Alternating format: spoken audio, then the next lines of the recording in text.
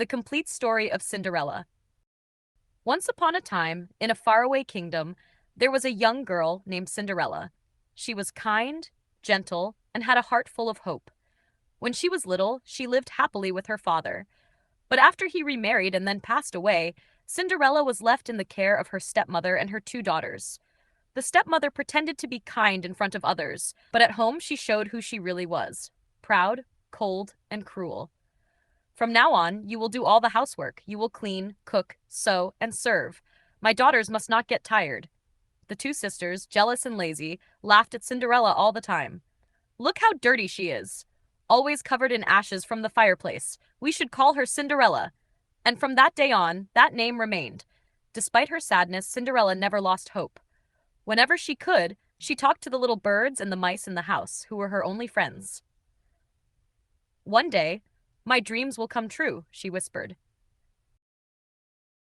One day, a messenger from the castle arrived in town. He blew his trumpet and announced loudly, "The prince will hold a grand ball at the castle. All the young ladies of the kingdom are invited. He will choose his future wife on this special night." The sisters screamed with joy. "He will fall in love with me," said the elder. "No, with me," retorted the younger. Hearing this, Cinderella's heart beat faster. "Oh, how I wish I could go, dance at the castle, see the prince. It would be a dream." But the stepmother quickly crushed her hope. "You? Go to the ball? Absolutely not. Who would take care of the house? Besides, you have nothing proper to wear. Forget that dream, girl."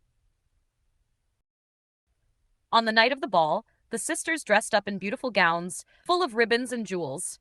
Cinderella patiently helped, fixing their hair, tightening corsets, and complimenting them, even though she felt sad. When the carriage left, carrying the stepmother and the sisters, Cinderella was left alone. She ran out to the garden and began to cry. "I just wish I had the chance to go too, to dance, once, just once." At that moment, a soft light filled the garden. A kind lady, dressed in shining clothes and with a warm smile, appeared. "Don't cry, my dear. I am your fairy godmother. Today, your dream will come true." The fairy waved her magic wand and spoke the enchanted words, "Bibbidi-bobbidi-boo." At once, a huge pumpkin from the yard turned into a beautiful golden carriage. The little mice turned into white horses. The dog became an elegant coachman, and Cinderella's old, worn clothes transformed into a stunning blue gown full of sparkle. On her feet appeared crystal slippers that shone like stars.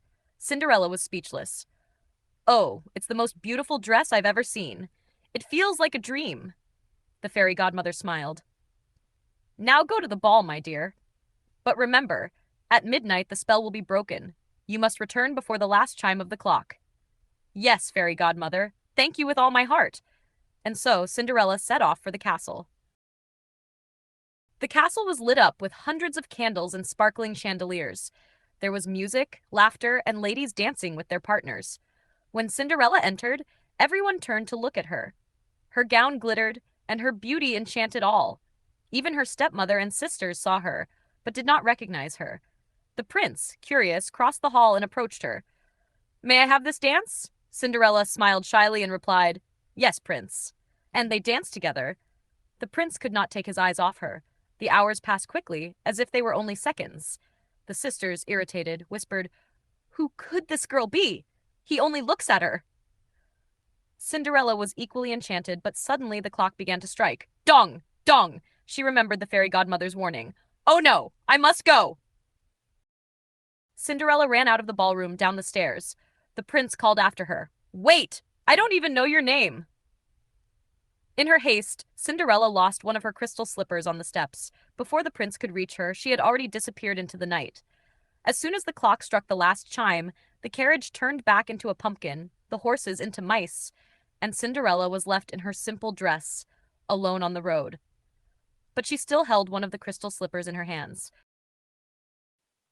The next day, the prince sent his guards to search the entire kingdom. "Find the young lady who owns this slipper. Only she shall be my wife." From house to house, the young women tried to put on the slipper, but it fit none. Finally, they arrived at Cinderella's home. The sisters rushed to try it on. The elder tried to force her foot in, but it was far too big.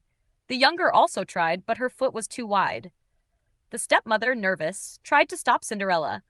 "Don't waste time with that servant. She wasn't at the ball." But the prince looked at Cinderella and said, "Let her try." Cinderella humbly stepped forward. She sat down and gently slipped her foot into the slipper. It fit perfectly. Everyone was astonished. The prince smiled with joy. "It's you! The young lady I danced with. I knew I would find you." At that moment, the fairy godmother appeared discreetly and transformed Cinderella's clothes once more into her sparkling blue gown. There was no doubt she was the girl from the ball. Soon after, the prince and Cinderella were married in a grand ceremony at the castle. The whole kingdom celebrated with music, flowers, and dancing. And so, Cinderella and the prince lived happily ever after. Rapunzel, the princess of the tower.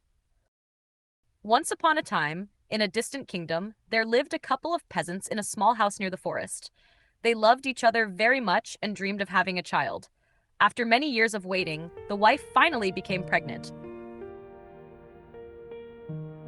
The window of her room overlooked a beautiful garden full of flowers and plants. But that garden was no ordinary one. It belonged to a powerful sorceress named Dame Gothel, feared by everyone. One day, the wife looked out the window and saw a green, fresh, and delicious plant. It was called Rapunzel, a rare and succulent kind of lettuce. "If I don't eat that plant, I will get sick," she told her husband, worried. The man, who loved her deeply, decided to take the risk. He waited for nightfall, climbed over the wall, and picked some of the greens. His wife ate with joy and felt better. But the next day, the craving came back even stronger. Afraid of seeing her suffer, the husband returned to the garden. This time, however, he was caught by the sorceress. "How dare you steal from my garden?" shouted Dame Gothel, her eyes blazing with anger. Trembling, the man explained, "Forgive me, my lady. My wife is pregnant and longed so much for this plant that I could not resist."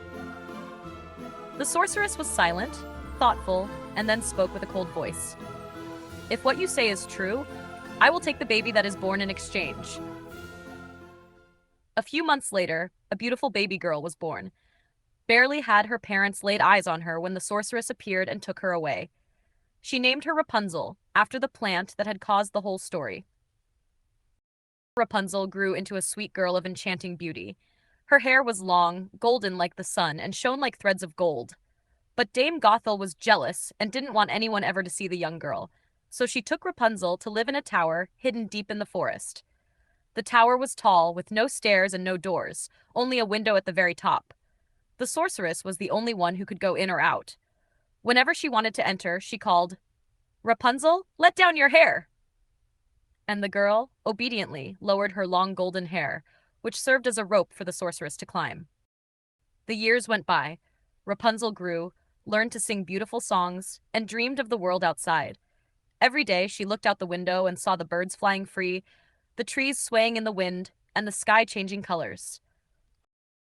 One day, a young prince was walking through the forest. He heard a sweet and melodious voice coming from the tower. It was Rapunzel singing. Enchanted, he approached and tried to find a door, but there was none. He went home, but the next day he returned. And again, until one day, hidden among the trees, he saw Dame Gothel arrive. "Rapunzel, let down your hair!" To the prince's surprise, a long golden braid dropped from the window, and the sorceress climbed up. When she left, the prince decided to try the same. He approached and called, "Rapunzel, let down your hair!" The young girl was surprised by the different voice, but obeyed. The prince climbed up, and when he reached the top, Rapunzel was startled. "Who are you?" "Do not be afraid. I heard your voice and needed to meet you. You sing like an angel." Rapunzel had never seen another human being besides the sorceress. Her heart raced. Soon, however, she noticed the kindness in the prince's eyes and felt trust. They talked for hours, laughed, and shared stories. It was the beginning of a friendship that quickly turned into love. Every day, the prince returned, and Rapunzel let down her hair so he could climb. For a long time, they managed to keep their secret. But one day, distracted, Rapunzel said to Dame Gothel, "Mother Gothel, why are you heavier than the prince? When he climbs, I hardly feel any pain in my head."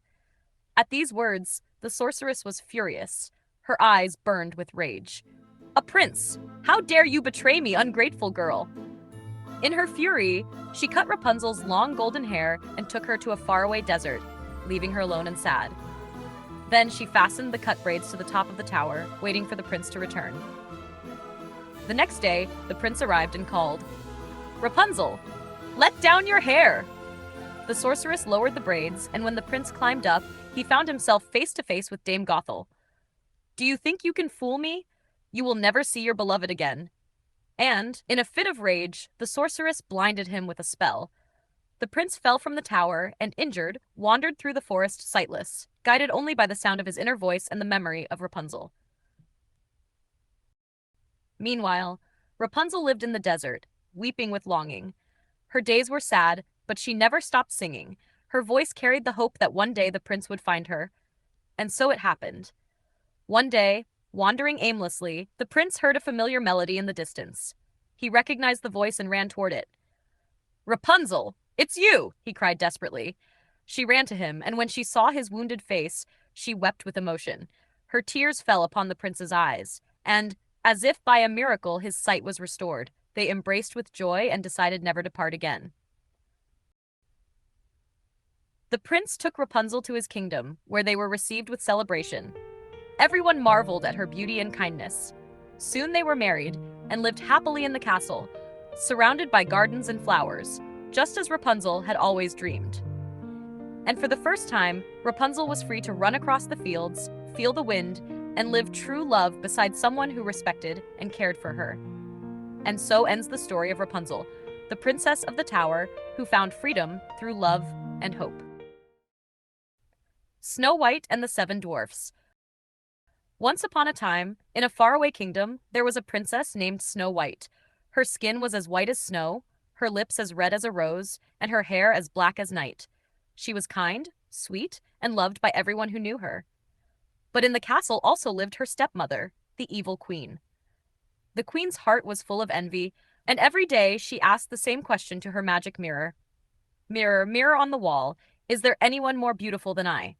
And the mirror always answered, Queen, you are fair, but the fairest of them all is Snow White. Hearing this, the queen's heart filled with hatred. She could not bear the thought that anyone might be more beautiful than her. One day, consumed by jealousy, the queen ordered a huntsman, take Snow White into the forest and make sure she never returns. The huntsman obeyed, but when the moment came, he didn't have the courage to harm the young princess. With compassion in his eyes, he said, Run away, my princess! Go far, far away, and never return to the castle. Frightened, Snow White ran through the dark forest. The trees seemed to have eyes, branches moved like arms, and strange sounds echoed all around. She trembled, but kept running. When the sun rose, Snow White finally found a charming place, a small cottage in the middle of the forest. Curious, she entered.